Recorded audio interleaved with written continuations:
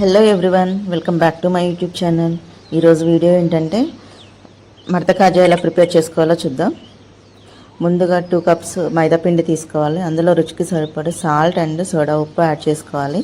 అలాగే 2 టీ స్పూన్ల నెయ్యి కూడా యాడ్ చేసుకొని మొత్తం కలుపుకోవాలి. తర్వాత కొంచెం కొంచెం వాటర్ యాడ్ చేసుకుంటూ చపాతీ ముద్దలాగా సాఫ్ట్గా కలుపుకోవాలి. తర్వాత ఆ మిశ్రమాన్ని ఒక 30 నిమిషాలు పక్కన పెట్టాలి. ఈ లోపల మనం షుగర్ సిరప్ ప్రిపేర్ చేసుకుందాం. పాకానికి 2 కప్స్ మైదా పిండికి 2 కప్స్ షుగర్ తీసుకున్నాను. అలాగే 2 కప్స్ వాటర్ యాడ్ చేశాను సేమ్ క్వాంటిటీలో.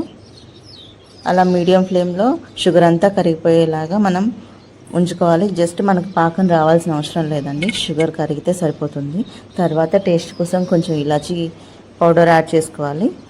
అలాగే స్టవ్ ఆఫ్ చేసి కొంచెం నిమ్మరసం పిండుకుంటే పాకం గట్టిపడకుండా ఉంటుంది. తర్వాత మనం ప్రిపేర్ చేసుకున్న మిశ్రమాన్ని ఇలా చపాతీలాగా ఒత్తుకొని 1 బై 1 వీడియోలో చూపిస్తున్నట్టుగా పిండి యాడ్ చేసుకుంటూ ఇలా పెట్టాలి. ఇలా అయితే పొరలు పొరలుగా వస్తాయండి మనకు. తర్వాత వీలైనంత పలచగా ఒత్తుకోవాలి. కొంచెం నెయ్యి యాడ్ చేసుకొని అలాగే పిండి యాడ్ చేసుకుంటూ వీడియోలో చూపిస్తున్నట్లుగా రోల్ చేసుకోవాలండి.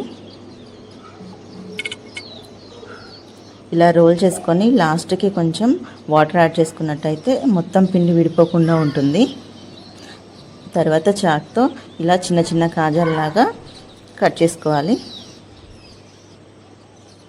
తర్వాత వీడియోలో చూపిస్తున్నట్టుగా జస్ట్ తక్కువ ప్రెషర్తో అలా ఫింగర్తో అలా అంటే తర్వాత డీప్ ఫ్రైకి సరిపోయిన ఆయిల్ వేసుకోవాలి. ఆయిల్ వేడయ్యాక గోల్డెన్ బ్రౌన్ కలర్ వచ్చే వరకు ఈ కాజాలని ఫ్రై చేసుకోవాలండి. అలా ఫ్రై చేసుకున్న తర్వాత మనం ప్రిపేర్ చేసుకున్న షుగర్ సిరప్లో వేయాలి. వెంటనే వేయకుండా కొంచెం చల్లారిన తర్వాత వేస్తే బాగుంటుందండి.